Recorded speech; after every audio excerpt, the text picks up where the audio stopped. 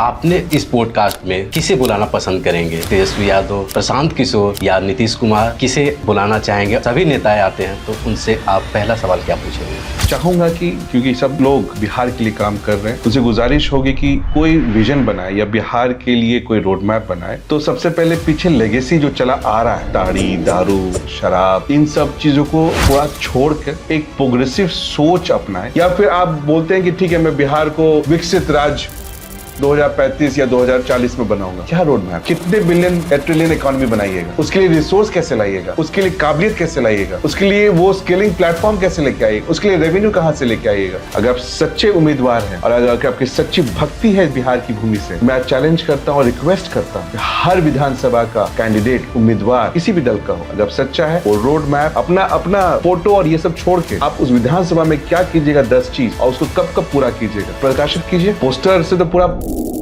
बिहार पटा पड़ा रहेगा, लेकिन सबसे इंपॉर्टेंट पोस्टर तो यही है और यही जनता देखना चाहती है।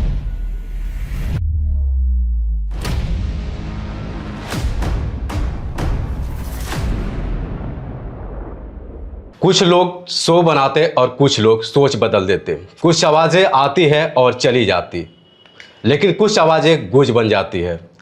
आज हम मिल रहे हैं उस शख्स से जिसने अपने चमकते हुए इंटरनेशनल आईटी करियर को छोड़कर बिहार की धूल भरी सड़कों पर चलना चुना, सिर्फ इसलिए कि यहाँ की अनसुनी आवाज़ें भी एक दिन सुनी जाए।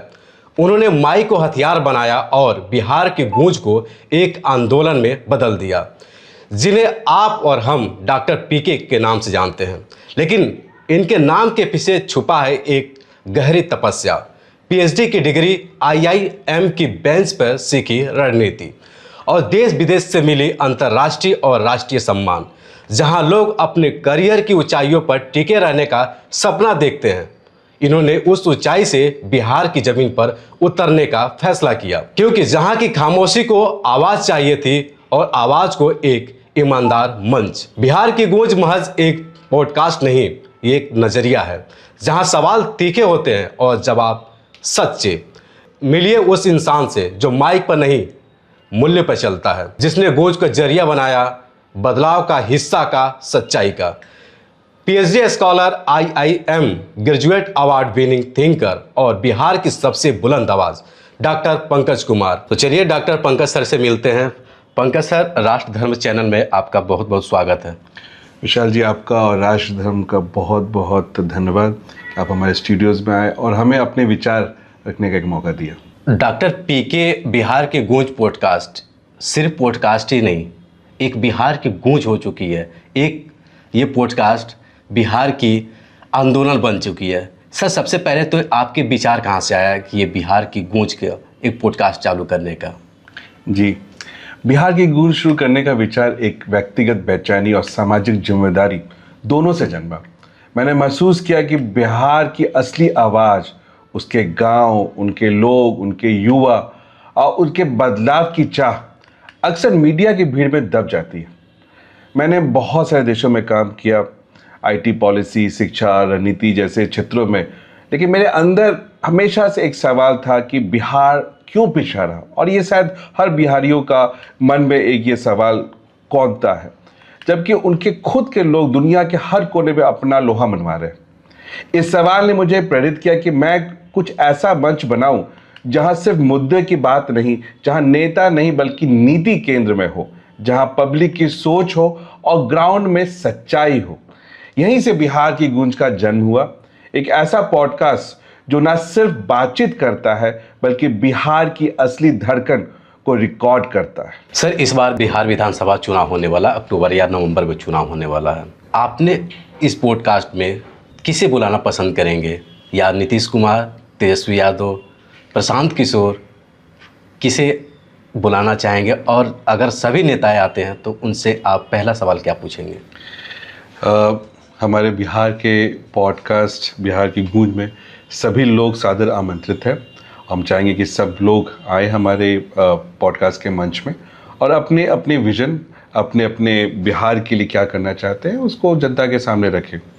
और क्या सवाल पूछेंगे तो खैर उस पॉडकास्ट में मालूम चलेगा, लेकिन हाँ, इनको मैं एक चाहूँगा कि क्योंकि सब लोग बिहार के लिए काम कर रहे हैं, उनसे गुजारिश होगी कि जब भी कोई विजन बनाए या बिहार के लिए कोई रोड मैप बनाए, तो सबसे पहले पीछे लेगेसी जो चला आ रहा है, ताड़ी, दारू, शराब, इन सब चीज़ों को थोड़ा छोड़कर एक प्रोग्रेसिव सोच अपनाए।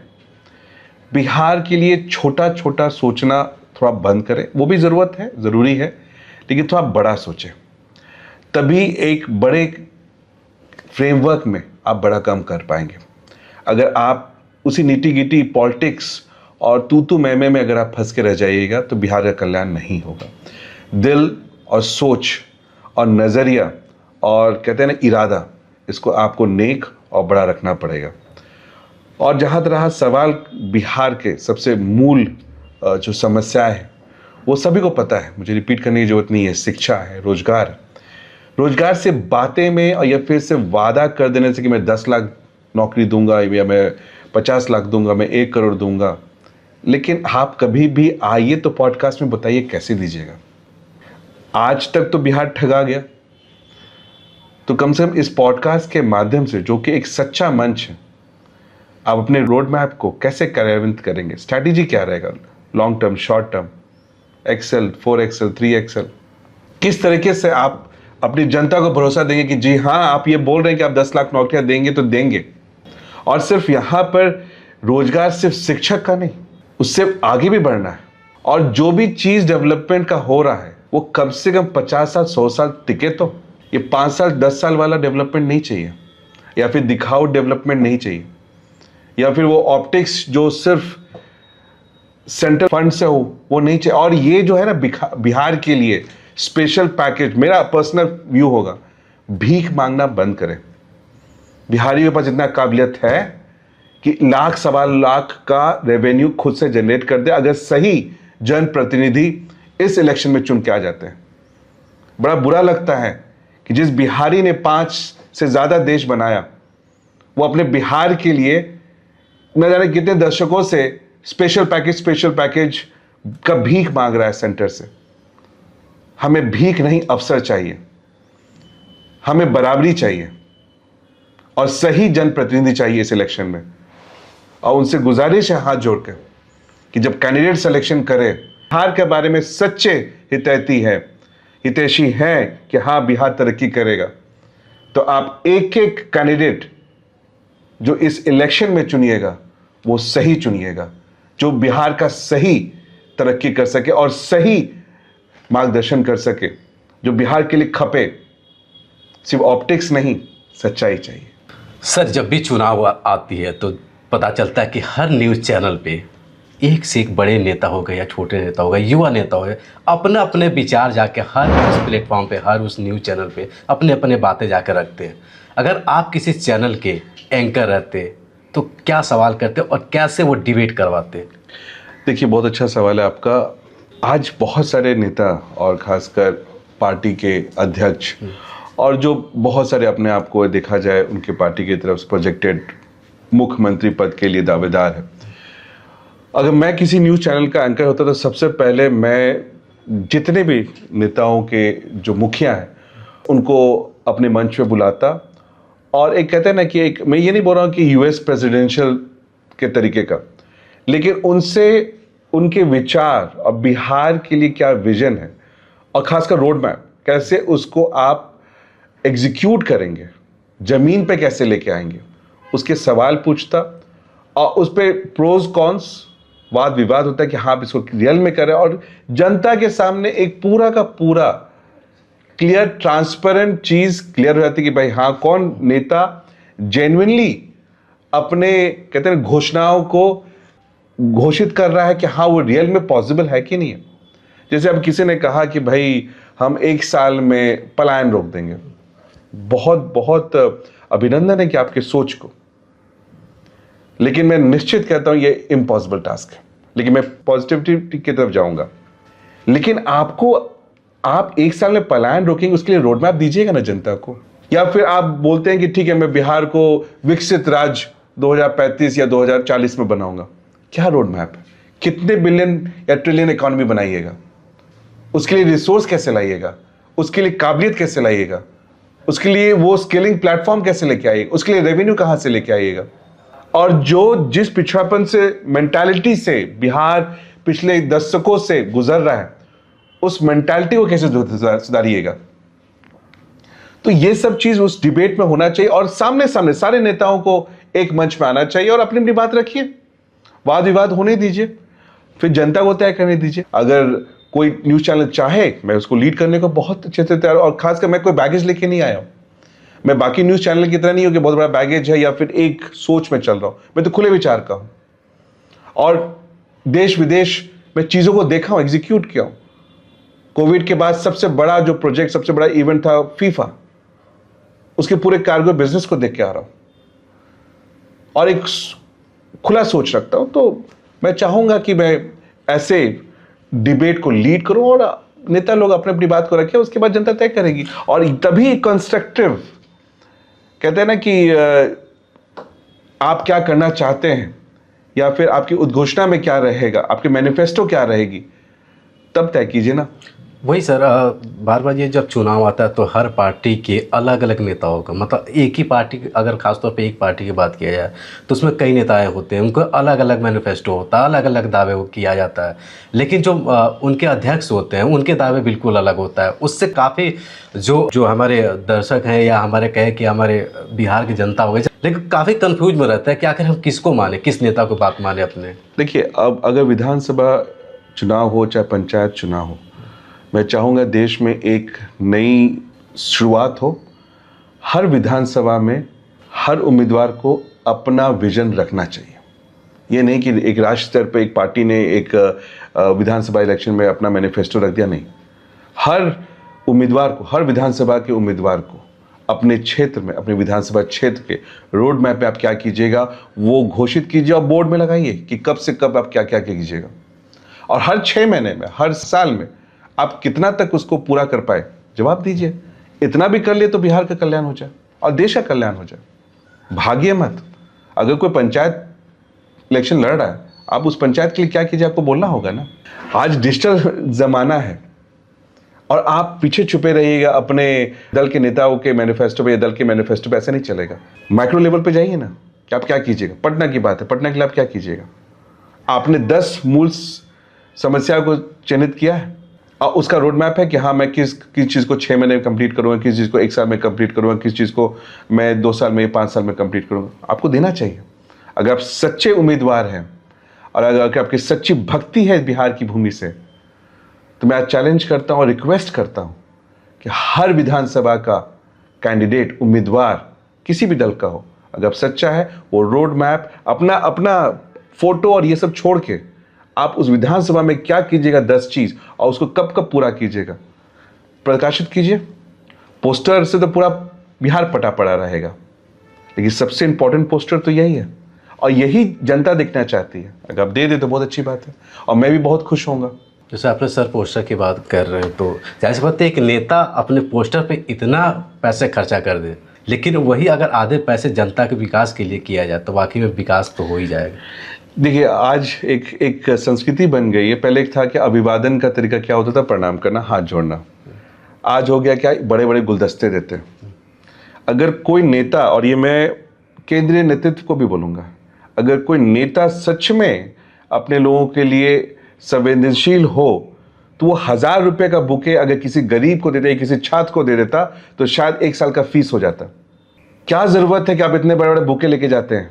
उस 1000, कितने गरीब लोग शायद आज रात का खाना खाने के लिए उनके पास पैसे नहीं, वो 1000 रुपये उनके पास चला जाए, 500 उनके पास चला जाता, तो शायद उनका रात का रोटी। या फिर एक छात्र जो आज साइद फुद हॉस्टल या फिर आप अशोक राजपथ में जितने हॉस्टल, वहाँ पर 2000 में वो अपना पूरा का पूरा 1 महीने का अनाज पूरा करता है ताकि वो तैयारी कर सके। उस छात्र को 1000 रुपया चला जाए तो शायद वो कंपटीशन निकाल ले। तो आज ऐसी ऐसी चीज़ें, धारणाएं चालू हो गई हैं जिससे ऑप्टिक्स चल रहा है। लोग आज, बड़े बड़े नेता ये देख रहे हैं कि भाई आपके फॉलोअर्स कितने हैं, लेकिन कोई ये नहीं देख रहा कि बिहार के लिए विजन क्या है। फोटो की राजनीति हो गई है, वही चल रहा है। लेकिन इन सब चीज़ों को, एटलीस्ट बिहार एक ऐसा स्टेट है जो इन चीज़ों के झांसे में ना आए और कुछ सच्चा करे। जब हम हमेशा सच्चाई की बात करें तभी बिहार तरक्की होगा। अगर इस टाइप के ऑप्टिक्स को चलेंगे कि जो दिखता है वो बिकता है, उसी के चक्कर में रह गए, लेकिन ज़मीन बिल्कुल खाली है, तो कितना दिन टिकेगा। सर बात किया जाए जहाँ तक कि आपके एक नाम तो पीके, और एक तरफ देखा जाए तो बिहार में चुनाव भी होने वाला है, उसमें भी पीके प्रशांत किशोर, ये नाम में बहुत अधिकांश कन्फ्यूजन में रहता है कि किस पीके की बिहार में बात हो रही है। क्या कहेंगे, एक तरफ तो प्रशांत किशोर जी का भी नाम है और दूसरे तरफ आपका भी नाम हो रहा है। जी बिल्कुल, बिहार में पीके नाम तो अब दो हो गए हैं, लेकिन सोच और रास्ता थोड़ा भिन्न है। एक पीके सत्ता के गणित में माहिर है और दूसरा पीके देखा जाए तो मैं समाज के नब्ज और विकास की जमीन पर काम कर रहा हूँ। वो रणनीति बनाते हैं और चुनाव जीतने में रणनीति बना रहे हैं और मैं बिहार को उठाने में लगा पड़ा हूँ। वो जनसंपर्क करते हैं, मैं जन मन से जुड़ने की कोशिश कर रहा हूँ। पीके और डॉक्टर पीके के बीच में शायद फर्क यही है कि एक का मकसद शायद सत्ता है और दूसरे का सपना सेवा। पीके के कामों जो पीके सर काम कर रहे हैं, मैं उनका सम्मान करता हूँ। मेरा रास्ता सोचने और सुनने और जुड़ने का है, माइक और गमछा के जरिए जनता की गूंज दुनिया तक पहुंचाने का है। हम दोनों का मकसद बिहार को आगे बढ़ते हुए देखना है। रास्ता अलग हो सकते हैं पर दिशा एक ही है, बिहार के भविष्य को बेहतर बनाना। सर बात किया जाए तो बिहार की गूंज, ये पॉडकास्ट करने से इसका नाम तो एक तो सबसे अच्छा, बहुत अच्छा लगता है, बिहार की गूंज। जी, ये नाम रखने से पहले विचार कैसे आया आपका? देखिए, बिहार की गूंज नाम अपने आप में एक विचार है। मैंने यह नाम इसलिए चुना क्योंकि मुझे लगा कि बिहार की असली आवाज, असली समस्याएं, असली गौरव और असली संभावनाएं कहीं गुम हो गई है। देश दुनिया में अक्सर बिहार को सिर्फ पिछड़ापन, पलायन, राजनीति और के चश्मे से देखा जाता है, लेकिन इसके पीछे एक बहुत ही समृद्ध संस्कृति, अपार इतिहास, शिक्षा का गढ़ और मेहनतकश लोगों का जुझारू कहानियां हैं। यह गूंज मैं सबके सामने लाना चाहता हूं। गूंज शब्द इसलिए चुना क्योंकि यह सिर्फ आवाज नहीं, प्रतिध्वनि है जो लोग दिलों से उठकर समाज में फैलाती है। यह उन अनसुनी कहानियों को उजागर करता है जो कभी भी मुख्य धारा में जगह नहीं पाते। यह बिहार के संघर्ष, संस्कार, समृद्धि और सपनों की आवाज है। यह नाम बिहार के उन पहलुओं को उजागर करता है जैसे संस्कृति और विरासत, जैसे आप देखा जाए मधुबनी कला, नालंदा विश्वविद्यालय, महावीर और बौद्ध की भूमि। अगर देखा जाए कुछ हद तक सामाजिक जुझारूपन, जैसे लाखों बिहारी जो देश विदेश में अपना मेहनत से पहचान बना रहे, युवाओं की बेचैनी और उनकी संभावना को दिखाना, जो बदलाव लाना चाहते हैं लेकिन मंच की कमी है। और इसके अलावा बहुत सारे ऐसे छुपे हुए नायक, जैसे हमारे किसान हुए, शिक्षक हुए, कलाकार हुए, खिलाड़ी हुए, जिनकी आवाज सामने लाना बहुत जरूरी है। तो देखा जाए इन सब क्षेत्र में कि बिहार की गूंज सिर्फ एक नाम नहीं, बल्कि बिहार के आत्मसम्मान, संघर्ष और सपनों को एक बुलंद आवाज देने का एक प्रयास है। ठीक है सर, अभी आप बात किए तो उसमें आपने चर्चा की कि बिहार के लोग देश विदेश में जगह जगह पे मौजूद हैं, लेकिन अभी कुछ महीने से ऐसा हो रहा है कि बिहार की जब बिहार की बात आती है तो नकारात्मक भावनाएं लोगों के बीच में बहुत देखने को मिलता है। खासतौर पे महाराष्ट्र में देखा जाए तो दिल्ली के साइड में भी जाते हैं तो बिहारियों को थोड़ा ऐसे नकारात्मक भावनाएं उनके साथ कहीं ना कहीं जुड़ी रहती हैं। फिर अपने पॉडकास्ट से बिहार की उन जनताओं को क्या कहेंगे और कैसे उस नकारात्मक भावनाओं को दूर करेंगे? देखा जाए तो अगर बिहार के नजरिए से देखा जाए, लोग उनको गरीब और देखा जाए शोषित एक राज्य और एक पिछड़ा राज्य की तरह देखते हैं। हम लोगों ने भी जब बिहार के बाहर कदम रखा, इन सब चीज़ों का सामना किया, लेकिन बिहार की असली पहचान कहीं ज़्यादा समृद्ध और गौरवशाली है। मेरा मानना है कि जब तक हम अपनी कहानी खुद नहीं कहेंगे, बाहर वाले उसे तोड़ मोड़ कर ही पेश करेंगे। बिहार की गूंज इसी सोच से जन्मा है। यह सिर्फ एक पॉडकास्ट नहीं, बल्कि बिहार की असली आवाज है, जिसके जरिए मैं उन कहानियों को सामने लाना चाहता हूं जो दिखती है कि बिहार सिर्फ श्रमिक नहीं, बल्कि वैज्ञानिक, शिक्षक, कलाकार, अफसर, उद्योगपति और नेता भी है। हमारे एपिसोड में हमने दिखाया है कैसे एक गांव का लड़का एयरफोर्स अफसर बनता है, कैसे बिहारी कलाकार देश भर में पहचान बना रहे हैं और कैसे बिहार का वैज्ञानिक ग्लोबल टेक्नोलॉजी इनोवेशन का हिस्सा है। मैं चाहता हूं कि जब कोई बिहारी शब्द सुने तो उनसे मेहनत, हुनर, नेतृत्व और आत्मसम्मान का चेहरा दिखाई दे, न सिर्फ बेबसी और मजदूरी का। एंड देखा जाए तो बिहार की गूंज एक माध्यम है अपने जमीन की गूंज को दुनिया तक पहुंचाने का। यही हमारा मिशन है कि बिहार की सही पहचान दिलाना, गर्व से और सबूत के साथ। कोई व्यक्तिगत अनुभव या कोई कहानी सर कि आपने सोचा कि बिहार के लिए कुछ करने के लिए अपनी आवाज़ उन तमाम देश विदेश में पहुंचाने के लिए, क्या कहेंगे? देखिए, अगर देखा जाए तो हर बिहारी जो राज्य से बाहर निकला, बहुत सारे ऐसे अनुभव है जो एक तरह से झंझोड़ता है हर बिहारी को, कौनता है उस वो एक्सपीरियंस को। बिहार मेरे लिए देखा जाए तो एक सिर्फ राज्य नहीं है, मेरे लिए जड़ों, संस्कार और अपने सपनों की धरती है। मैं वहीं पला बड़ा हूं, वहीं से, उसी मिट्टी से जीवन में के सबसे पहला सबक सीखा, और आज जो भी हूं मैं इसी मिट्टी के कारण हूं।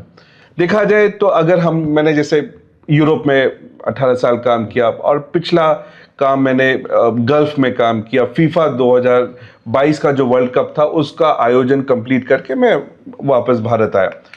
जब आप देखोगे गल्फ कंट्री में, जहां अब देखा जाए टेम्परेचर 47, 45, 46 और ये कई बार तो 50 प्लस चला जाता है, वहां पे हमारे श्रमिक अपना, देखा जाए तो शरीर, हड्डी, अपना मसल गलाते हैं।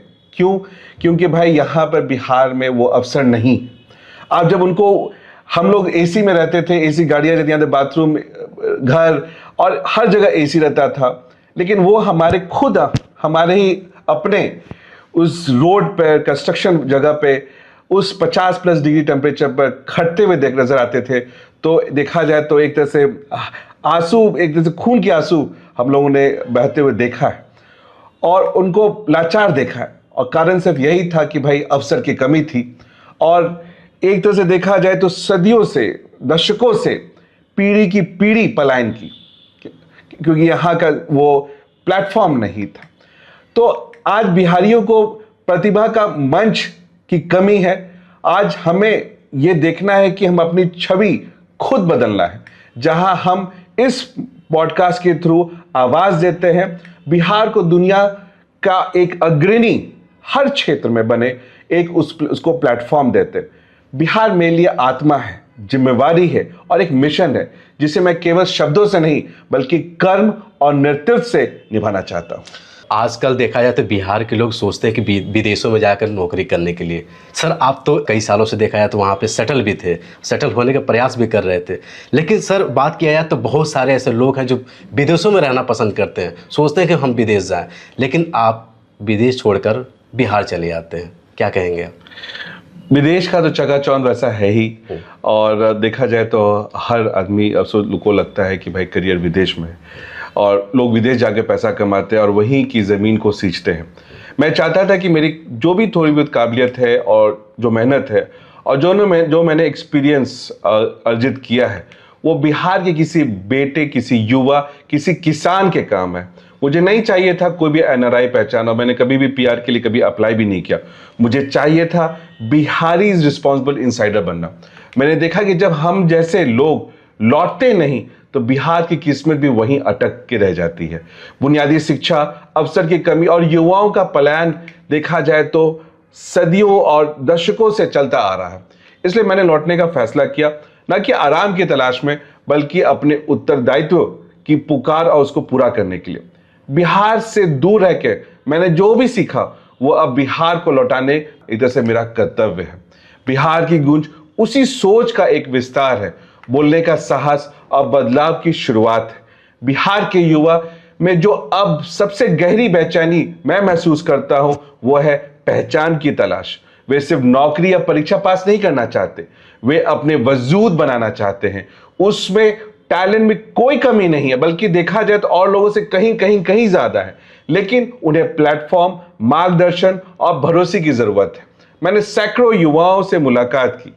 कोई रेलवे स्टेशन पर किताबें बेचते हुए यूपीएससी की तैयारी कर रहा है, कोई खेतों में ऑनलाइन क्लास कर रहा है, कोई यूट्यूब से खुद को स्किल कर रहा है। उनके भीतर एक तड़प है कुछ कर दिखाने की, लेकिन सिस्टम और अवसरों की कमी उन्हें बार बार रोकती है। यही बेचैनी मेरे लिए उम्मीद बन जाती, क्योंकि जब कोई बेचैन होता है तभी वो बदलाव की ओर बढ़ता है। बिहार की गूंज जो प्लेटफॉर्म है जिसकी हम बातें कर रहे हैं, ये प्लेटफॉर्म इसी बेचैनी को आवाज देने का काम कर रहा है ताकि ये ऊर्जा भटके नहीं, दिशा पाए। मुझे पूरा यकीन है कि आने वाला दशक बिहार के युवाओं का होगा। बस उन्हें सुनने, समझने और सही मंच देने की जरूरत है। सर, जहाँ तक की बात हो रही है कि पॉडकास्ट और न्यूज़ चैनल को, तो देखा जाए कि बिहार में तमाम ऐसे पॉडकास्ट, न्यूज़ चैनल भी हैं, न्यूज़पेपर भी हैं। तो बिहार की गूंज को हम क्या माने, कि टीवी चैनल माने या एक क्रांति माने? बहुत अच्छा सवाल है आपका। बिहार की गूंज केवल एक मीडिया प्लेटफॉर्म नहीं है, ये एक जन चेतना का, एक तरह से कहा जाए, आंदोलन है। आवाजों को मंच देने का माध्यम, जिनकी गूंज कभी सुनी नहीं गई। कहा जाए तो मेजॉरिटी लोगों की आवाज है, जैसे हमारे किसान, विद्यार्थी, शिक्षक, कलाकार, उद्यमी, वैज्ञानिक, महिला सच्ची, और वो हर बिहारी जो अपनी मिट्टी से प्यार करता है, जिसे अवसर मुख्य धारा मीडिया में जगह नहीं मिलती। आंदोलन इसलिए कहता हूं क्योंकि यह बदलाव की शुरुआत है, एक सोच को जन्म देने का प्रयास है कि बिहारी होना कमजोर नहीं बल्कि एक संस्कृति, एक पहचान और एक सम्मान है। बिहार की गूंज की अगर बात किया जाए तो देखा जाए कि तमाम प्रकार के ऐसे बिहार की जो आवाज़ें होती है उसे खासतौर पर दबाया जाता है जी। लेकिन बिहार की गूंज का, उसका विजन क्या रहेगा आने वाले टाइम में? इसका विस्तार कैसे करेंगे, क्या कहेंगे इस पे आप? देखिए, बहुत सारे हमारे गेस्ट आ चुके हैं बिहार की गूंज में। देखा जाए तो बॉलीवुड के स्टार आए, पत्रकार आए, सांसद महोदया आई, बहुत सारे भोजपुरी लोक गायक आए, गैंग्स ऑफ वासेपुर की लोकप्रिय गायिका आई, और शिक्षाविद आए, बहुत लोग शिक्षक आए। तो उनको हर तरीके का प्लेटफॉर्म दिया, क्योंकि बिहार की गूंज मेरे लिए सिर्फ एक पॉडकास्ट नहीं बल्कि एक जन आंदोलन है, एक ऐसा मंच जो बिहार की असली आवाज को सिर्फ भारत में नहीं बल्कि अंतर्राष्ट्रीय मंचों तक पहुंचाएगा। मेरा विजन बस यही है कि यह प्लेटफॉर्म आने वाले समय में बिहार की प्रतिभाओं को, संघर्षों को और सोच को सबसे विश्वसनीय दस्तावेज बने। मैं इन दिशाओं में विस्तार देने के लिए भी काम कर रहा हूं और चाहता भी हूं। जैसे एक डिजिटल डॉक्यूमेंटेशन सीरीज जो हमने ऑलरेडी चालू कर दी है, बिहार की तस्वीर। आपको नाम से ही मालूम चलेगा, ये एक नई पहल शुरू की है और ऑलरेडी शुरू हो चुकी है, जिसमें हम वीडियो और तस्वीरों के माध्यम से बिहार के समाज, संस्कृति, समस्याएं और समाधान को जमीनी तस्वीर पेश कर रहे हैं और दुनिया को दिखा रहे हैं।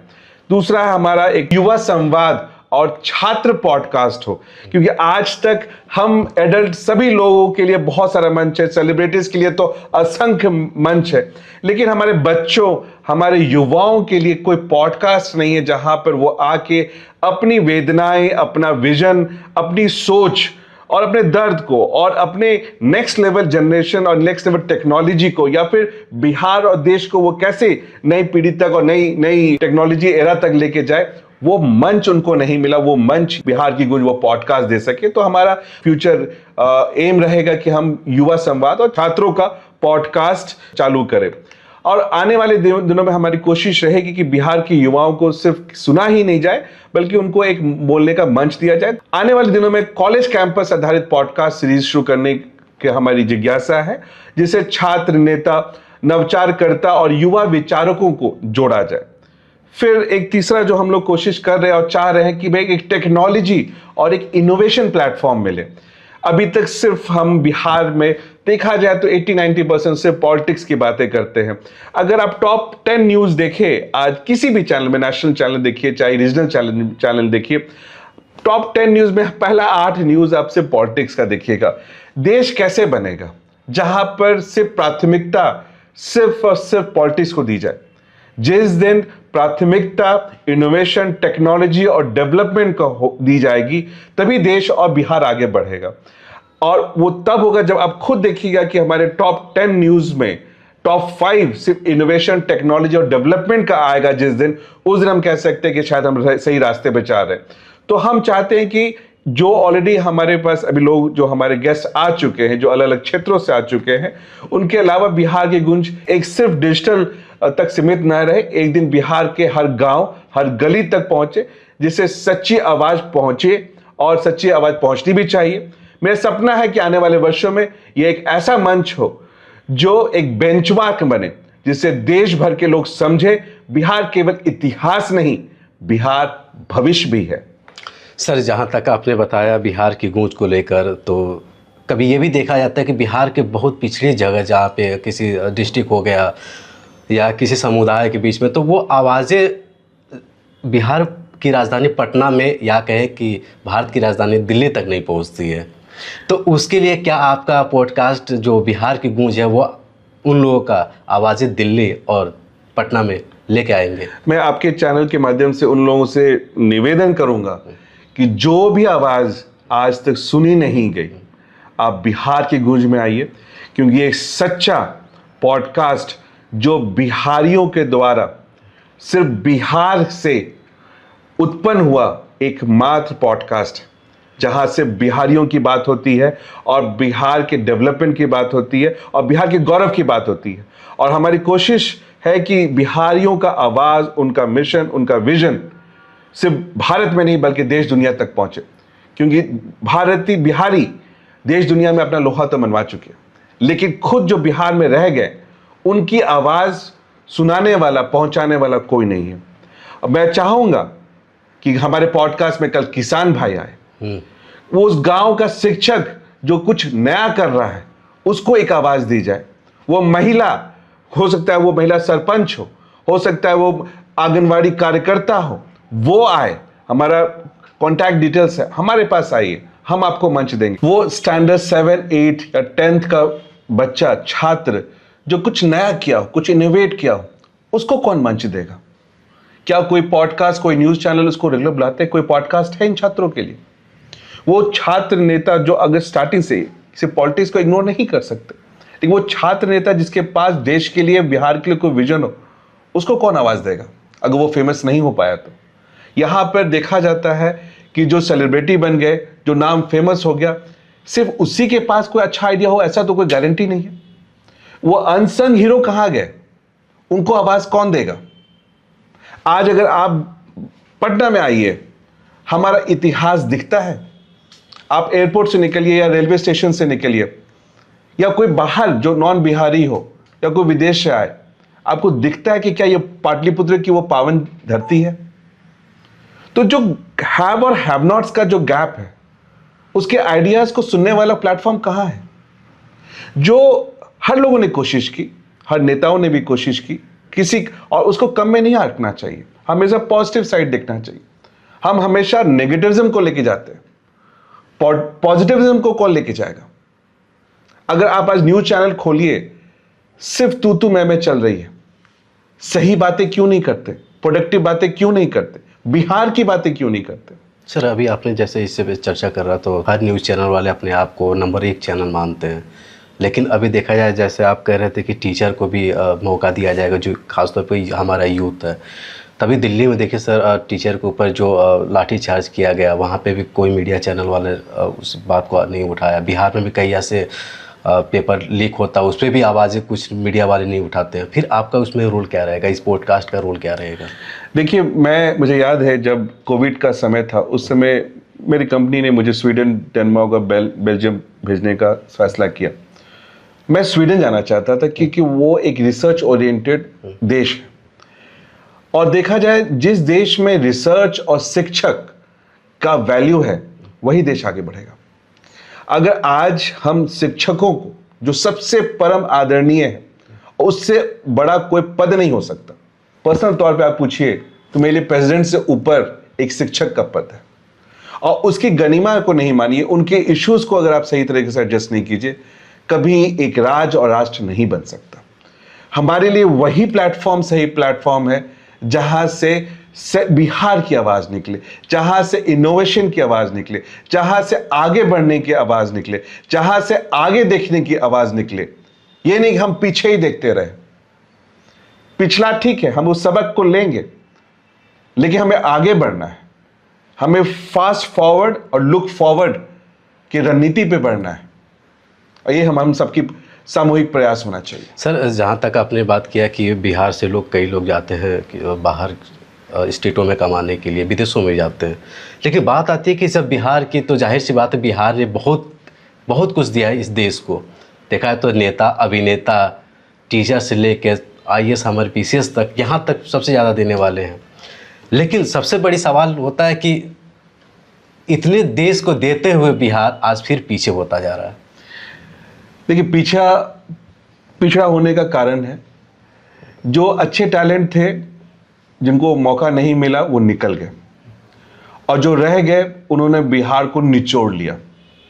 अब समय आ गया है और इस चैनल के माध्यम से मैं उन सारे प्रवासी बिहारियों को कहूंगा कि आप वापस आइए और लड़िए, और आपने जो अनुभव बाहर लिया, क्योंकि देखा वो जाए तो वो भी बिहार की ही देन है।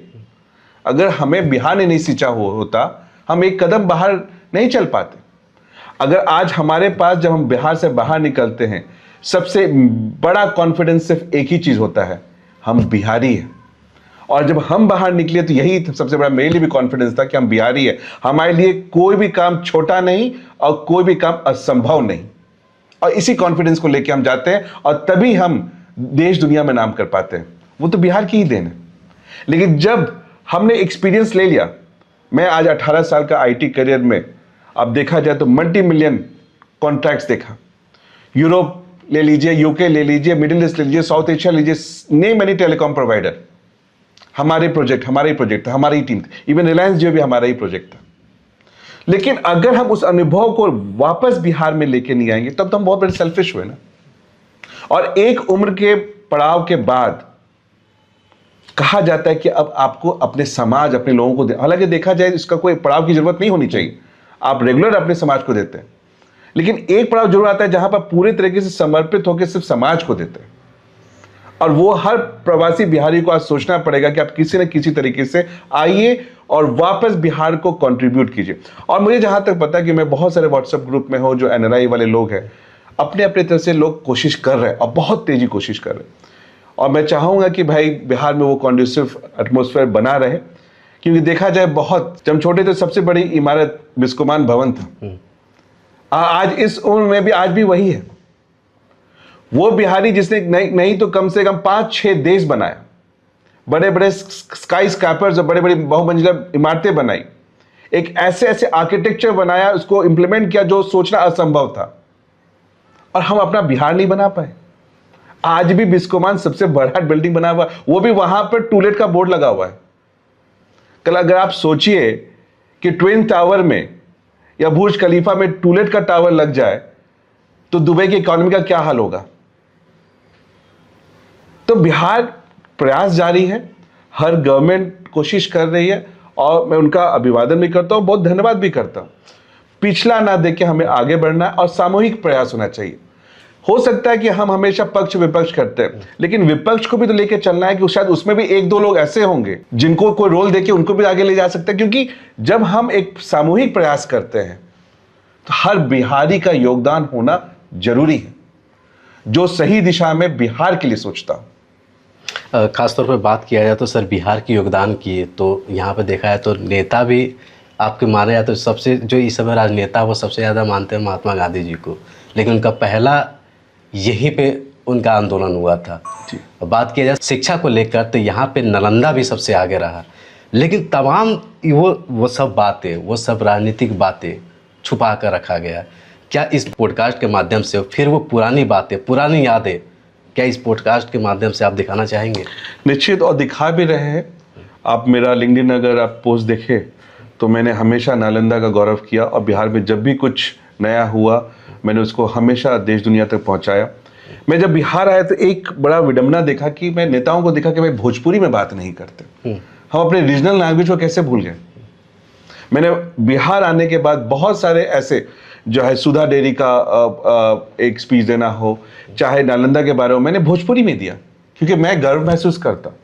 हाँ, ये और बात है कि जब मैं आया बिहार और देखा कि भाई भोजपुरी एक तरह से सिनेमा बहुत निचले स्तर पर चली गई, लेकिन चलिए जो हो गया, लेकिन हमें आगे देखना है। तो यह हमारा कर्तव्य है कि हम अपने गौरवशाली इतिहास को संजोते हुए, उसका गौरव करते हुए आगे बढ़े और उसे सबक लेते हुए और उससे एक स्टेप आगे बिहार को ले जाने के लिए प्रयासरत रहे, और सामूहिक प्रयास होना चाहिए। सर, जहाँ तक आपने बताया कि गमछा और बोली को लेकर, तो कभी कभी ऐसा भी होता है दूसरे स्टेट में, अगर यूपी वाले भी जाते हैं, अगर कहीं दूसरे स्टेट के लोग गमछा रख देते हैं केवल अपने कंधों पे, तो बोल दिया जाए कि तुम बिहारी हो। भोजपुरी में अगर पूर्वांचल वाले यूपी के साइड में बोल देते हैं भोजपुरी, तो बोलते हैं कि तुम बिहारी हो। लेकिन वो उन्होंने कभी ये जानने का प्रयास नहीं किया कि बिहार ने क्या क्या योगदान दिया है। तो बहुत अच्छी बात है कि गमछा हमारे बिहारियों की पहचान है। लेकिन अगर आप मेरी दृष्टि से देखें, जब गल्फ में 50 डिग्री टेम्परेचर पे वो बिहारी जब रोड कंस्ट्रक्शन पे काम कर रहा होता है और जब तर तर पसीना बहता है, ये वही गमछा है जिससे वो पोंछता है और अपने परिवार को संभालता है और कुछ कमा के बिहार वापस करता है जिससे उसका परिवार चल सके। वही गमछा है कि आज नेताओं का पहचान बन गया है। वही नेता। लेकिन एक विडम्बना है, और मुझे जो रूट कॉज एक प्रॉब्लम लगता है, क्योंकि इलेक्शन आ रहा है तो छोटा सा संदेश देना चाहूँगा कि रूट कॉज हर इशू का लगा कि अगर आप सही नेता नहीं चुनते, सही प्रतिनिधि नहीं चुनते, और जो जितने भी राजनीतिक दल हैं उनके आकाओं, उनके बॉसेस से कहना चाहूँगा इस इलेक्शन में, 2025 के विधानसभा इलेक्शन में हाथ जोड़ की विनती है कि सही कैंडिडेट को भेजें। ये अगर आप सही कैंडिडेट को नहीं भेजिएगा, वो बिहार के लिए कभी भी काम नहीं कर सकता। आप वो आलू बालू और ठेकेदार वाले लोगों को अगर आप जनप्रतिनिधि बनाइएगा तो वो उसी तरीके का काम करेंगे जिस तरह से अपने बिजनेस में करते हैं। क्योंकि आज क्या है कि मुझे ऐसा लगता है कि लोग मैनेजर चाहते हैं, लीडर्स नहीं चाहते। इसके कारण आज बिहार पिछड़ा है।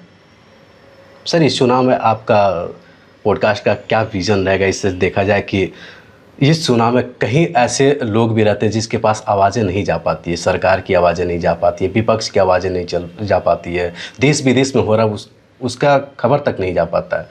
तो इस पॉडकास्ट के माध्यम से उन लोगों को, जो बिल्कुल निचले तबके के लोग जो रहते हैं, उनका क्या योगदान आपके चैनल के माध्यम से रहेगा? मैं उनको यही कहना चाहता हूं कि अगर आपके पास कोई मंच नहीं है, और मैंने शुरुआत भी की है, जो भी इलेक्शन लड़ना चाह रहा है, जिसके पास विजन है बिहार के लिए और एक रोड मैप है, आप हमसे संपर्क कीजिए। आपको मंच मिलेगा कि आप अपने अपनी जनता तक अपनी आवाज़, अपनी विजन, अपने डेवलपमेंट के रोड मैप को आप उनके सामने रखिए और अपनी बातों को समझाने का प्रयास कीजिए। और बिहार की गूंज पॉडकास्ट उनके लिए हमेशा एक खुला दरवाजा है, और हम हृदय से चाहते हैं कि वो हमारे पॉडकास्ट में आए। सर, जैसे आपके जैसे भी कई हमारे युवा भी देश विदेश में रहते हैं, आईटी करियर अपना चला रहे हैं, कर रहे हैं, उसमें जॉब भी करते हैं, उन लोग के लिए क्या संदेश देना चाहते हैं जो खासतौर पे बिहार के लोग दूसरे देश विदेशों में काम करते हैं? बिहार को तरक्की को लेकर क्या कहेंगे युवा को? आईटी के लिए मैंने हमेशा से एक बात लोगों तक हमेशा पहुंचाने का कोशिश किया है कि किसी और इंडस्ट्री और आईटी इंडस्ट्री में एक फ़र्क, बहुत बड़ा फ़र्क है। आईटी का एक जॉब 7 अन्य जॉबों को पैदा करता है। अगर एक आईटी जॉब मिलता है तो 7 अलग और अतिरिक्त जॉब पैदा होता है। इसलिए आईटी का फोकस पूरे के पूरे बिहार सरकार को और बिहार को फोकस करना चाहिए, क्योंकि अगर आप लार्ज और बहुत संख्या में अगर आप चाहते हैं कि लोगों को रोजगार मिले तो आईटी चुनना पड़ेगा। और आईटी में एक और डिफरेंशिएशन है जो कि मैं खासकर बिहार के उन युवाओं को बोलना चाहता हूं जो सिर्फ और सिर्फ सरकारी नौकरी पर फोकस करें। बहुत अच्छी बात है, लेकिन उससे बढ़िया भी करियर है। जो छात्र आज 10th से पास आउट हो रहे हैं या +2 में है या फिर आईटी की तैयारी कर रहे हैं या मेडिकल की तैयारी कर रहे हैं या किसी तरीके के कंपटीशन तैयारी कर रहे हैं, आईटी एक ऐसा क्षेत्र है जहां पर आपके जितने भी विजन और इनोवेशन, आपके आइडियाज़ है, उसको पूरा करने का एक प्लेटफॉर्म आईटी देता है। और वर्ल्ड का पूरा एक्सपोजर आईटी से बढ़िया कोई फील्ड या इंडस्ट्री नहीं है। और अब आईटी नहीं, अब तो एआई टेक्नोलॉजी आ गई है, आर्टिफिशियल इंटेलिजेंस आ गई है, डेटा साइंस आ गया। पूरा का पूरा एक कहा जाए तो एक मेमोथ करियर आज बिहार के युवाओं के लिए एआई टेक्नोलॉजी में ओपन है। अगर आप इसको अपनाते हैं, सिर्फ आप अपने सपनों को ही नहीं साकार कीजिएगा, बल्कि आपको देश विदेश का बहुत बड़ा एक्सपोजर मिलेगा। और आप एक समय पर आप खुद महसूस कीजिएगा कि आपने एक सही करियर चुना। बहुत बहुत धन्यवाद सर आपका कि राष्ट्रधर्म चैनल में आप आए और अपनी बातें हमको बताए, और हमारे चैनल के माध्यम से अब पूरे व्यूअर्स को भी पता चलेगा कि विजन क्या रहेगा आपका। बहुत बहुत धन्यवाद सर आपका भी बहुत बहुत धन्यवाद विशाल जी, और राजधर्म चैनल को जो आपने मुझे अपनी बात को बेबाकी से रखने का एक मौका दिया, बहुत बहुत धन्यवाद। तो ये थे हमारे साथ डॉक्टर पंकज जी, जिन्होंने बताया विकास को लेकर कि क्या दावे रहेगी इस बार जो सरकार जो बनने वाली है, उसके बनने के पीछे सबसे बड़ी कहानी रहती है वो सिर्फ मतदाताओं की। तो मतदाता क्या सोच के किस पार्टी को, किस नेता को वोट करे। जहाँ तक बात किया जाए पंकज जी को, तो जाहिर सी बात है कई देशों में इन सम्मानित भी किया गया था, और कई प्रोफेशनल करियर की बात किया जाता है, कई कंपनी के जिन्होंने पद पे काम भी किया, लगातार कई साल तक विदेश वो भी रहे, लेकिन ये सब काम छोड़ के सिर्फ और सिर्फ चुना राष्ट्र में अपना घर यानी बिहार चुना। आज की बात किया जाए तो लगातार कई लोग ऐसे हैं जो बिहार को हीन भावनाओं से नज़र से देखते हैं, और बिहार के लोग सोचते हैं, बिहार के लोग को बिहारी कहते हैं।